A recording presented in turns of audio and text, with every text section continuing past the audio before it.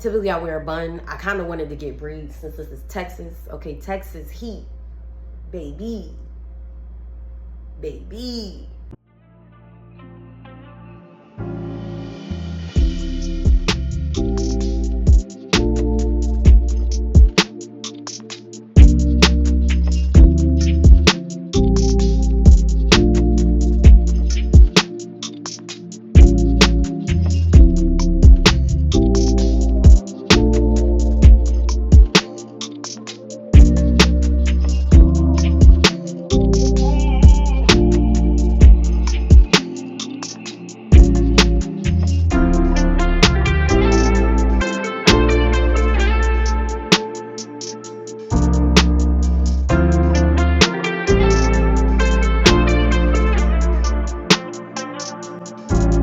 Sergeant Bodie.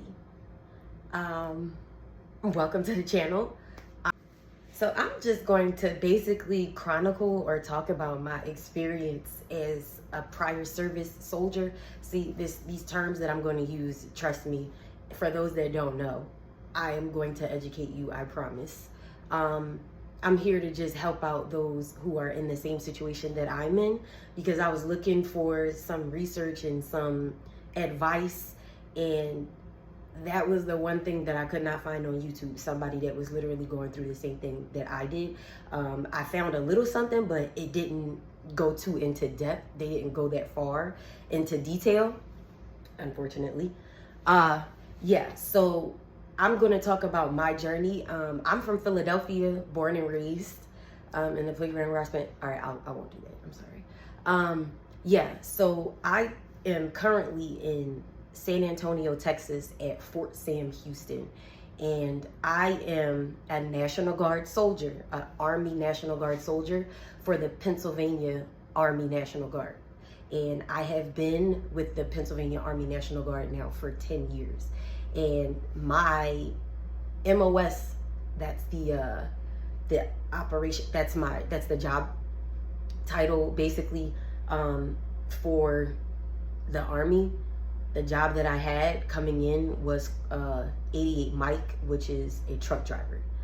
And since I am a National Guard soldier, that means I live a double life. So that means I have an Army life and I have a civilian life that exists congruently.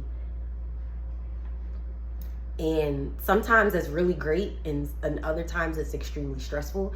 I'm pretty sure some of our National Guard soldiers could let us know that in the comments. Let them know. But it sometimes it's like really great. There's like the good side and the bad side to being active duty, which is what most people associate the Army and Air Force and Navy with, and Marines. That's active duty, where you're on your contract. You're away from your family and friends for the length of that contract, unless you have leave and then you come and go. Whereas National Guard or reserves, you pretty much, you live at home. You live where you want to live. Typically, you are part of the reserves or the National Guard of your state. Some people live in a different state and are part of the Guard, elsewhere in another state. But that's neither here nor there. I'm sure some people could attest to that in the comments. But I am a part of the National Guard in the state that I live in, and I am from Philadelphia. And the armory that I started out with was up the boulevard, Southampton Road. So that's where like a lot of the 88 mics are. But we were a composite truck company. It was 1067th composite truck company or transportation company. They were in Philadelphia, Phoenixville, and Fort Indiantown Gap. And for those of you that may not know where that is in rural Pennsylvania, going towards the Lebanon or Palmyra area, or Harrisburg, that might be a little bit more known. But yeah, I was with that unit essentially for my entire career up until recently. I transferred to another unit in Allentown, Pennsylvania, which is an hour away from where I live. And this is a medical unit. And I chose to reclass. That's what they call the process of changing your job in the Army. It's called a reclass. You basically go through advanced individual training, or AIT, all over again, but for a different job. Now, this is the process normally for a new soldier coming into the Army. You go to basic training, and then after your basic training, you go to your AIT. And again, that's the advanced individual training. That's your job training for whatever job you chose. 88 Mike, 92 Golf, 11 Bravo, all those things there. All the jobs you can think of. What I'm doing now is changing my job. So I'm a prior service soldier that's coming back to an AIT here at Fort Sam Houston. This is where you come for any medical training for the Army. But this is a joint base. Fort Sam Houston has Navy, Air Force, as well as National Guard, Army National Guard. And we're all one big happy family here. We're all just here to get an education.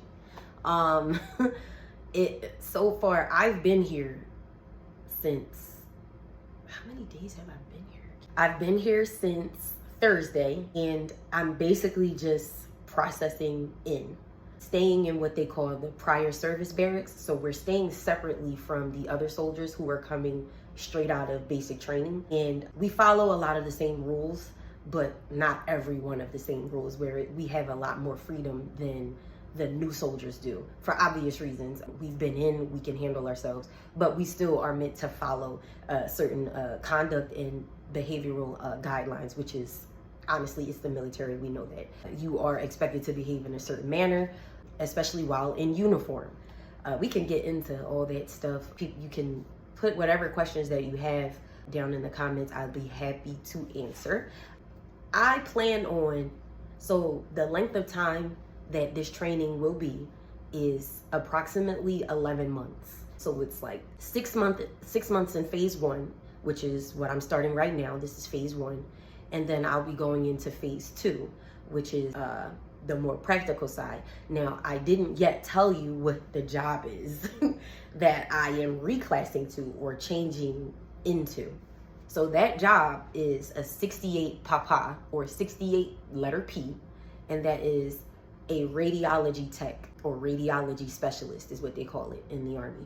So basically, that's your, like in the civilian world, if you can think of the person that did your chest x-rays, or did your CT scan, or did your ultrasound, that's the job that I'm training for. So in general, we'll be getting trained on x-rays, like typical x-rays, and then you can cross-train with a different mode, be it CT, MRI, or sonography, or ultrasound.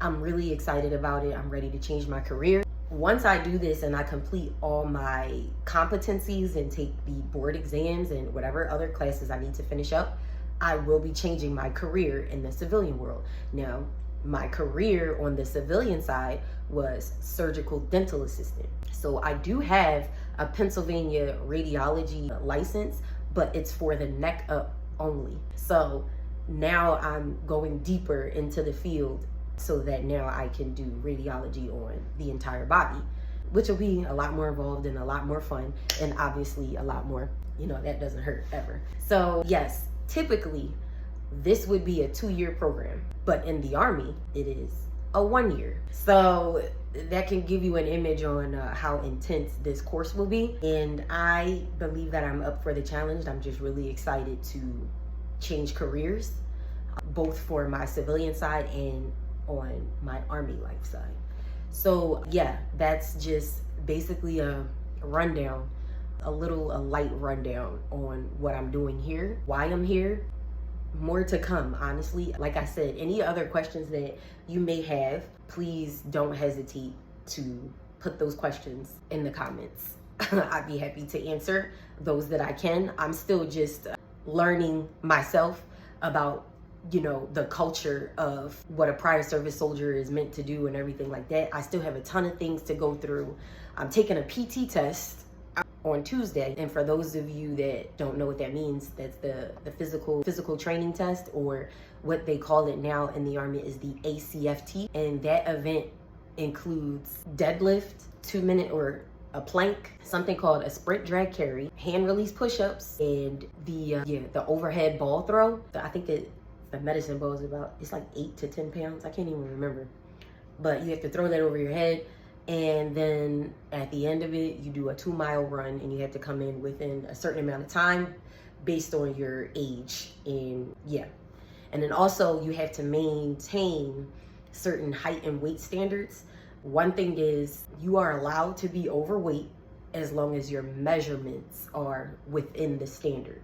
Because if you are overweight and also you fail taping, when they take the measuring tape to measure you, you will get what they call flagged. If you fail your PT test, you are flagged, and none of those things are good. That you'll be on a restriction. You could lose certain privileges. Like, you just don't ever want to go through that. But if you ever find yourself in that situation, there's always redemption. There's always that second and third chance, because they want you to get it right. Okay, we don't want anyone to fail. And it's just like, if you do fail in a certain area, now you know where a deficiency is that you have, and then you can address it and fix it. So that's how I try to look at it. I honestly have, in my whole career, I have never failed a PT test, and I don't plan on it. I am honestly out of shape right now. I don't see myself being so far out of shape that I can't pass the ACFT. It is no joke though. I'm coming into it with full respect and you know, all that's due for it. But you know, anything can happen. It could be a weird day. Who knows?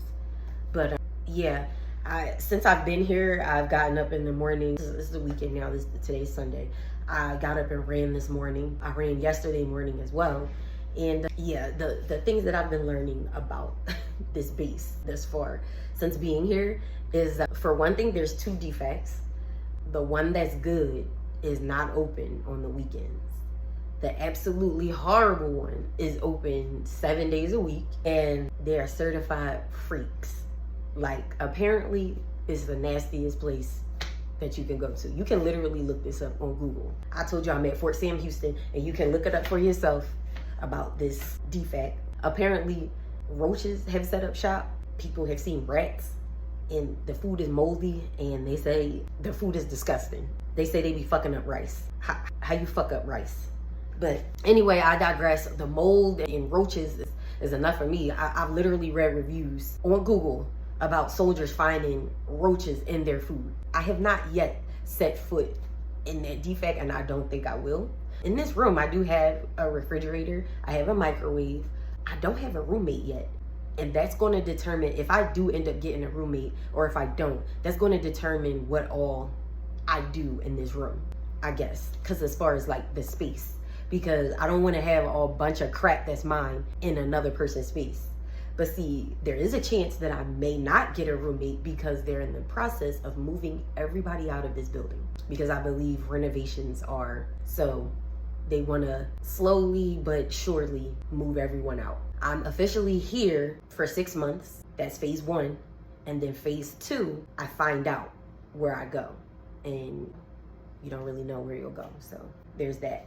Yeah, so like I said, this will be a vlog or a chronicle, a video journal of my time here and all the things that I've experienced and what I'm going through, because hopefully this will help someone coming into this after me. Because like I said, I was literally looking for this. I was looking for some guidance. I was looking for what to expect, and I was not really able to find it. I found a few people that made videos, and then it just dropped off. It didn't carry on. There was nothing else to see. So yeah, the barracks that I'm staying in, like I said, they're called the prior service barracks. We have both men and women in here, but the women only have 2 out of the 5 floors. So if you're a female soldier, you're either on floor 1 or you're on floor 5. Move-in day, I hated being on floor 5, but honestly, it's fine. I like it. It's nice. I mean, it's nice enough. I'm trying to make it as comfortable as possible.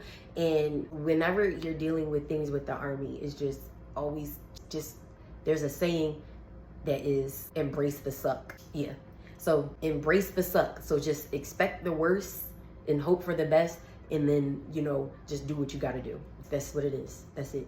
You know, expect the worst, then you can't get disappointed, right? No, but honestly, that it's just a better way for you to look at things, because there's so much that is out of your control, and you really just have to roll with the punches. And then it's possible that whatever you were told that was gospel one day could absolutely be flipped on its head the next day. So you have to be adaptable, you have to be fluid, and then you have to have a good attitude, because it's best for you. That's all. So that's basically it for now. If you think that you will enjoy this content that I'll be putting up for the next few months, please like, please subscribe, and share. And hit the bell so that you'll know the next time that I post. And I'm going to be your guide here at Fort Sam Houston. And hopefully you can tell your friends, and hopefully what I'm doing is actually helpful. I don't know. Who knows? But yeah, check out the NREGS bob. See me? Super short. NREGS. This is not my hair, by the way. This is a cap. I didn't cut my hair. My hair is kind of like down here. Typically I wear a bun. I kind of wanted to get braids since this is Texas. Okay, Texas heat. Baby. Anyway, I love warm weather. I got my sunblock, you know what I mean? Whatever, it is what it is. I got a bob because I was running out of time. The girl that normally braids my hair, I got to her late the day before I was supposed to leave, so we just ended up doing Ababiana. Sorry. But yeah, like and subscribe, hit the bell. Let me know any questions that you have, any questions I can answer, anything you want to know about my experience going forward, what's expected, or what I've already experienced, or what I've already seen or done. Put it in the comments. Put it in the comments down below, and I am glad to help as much as I can. Okay, bye-bye. Bye-bye, Battle Boo.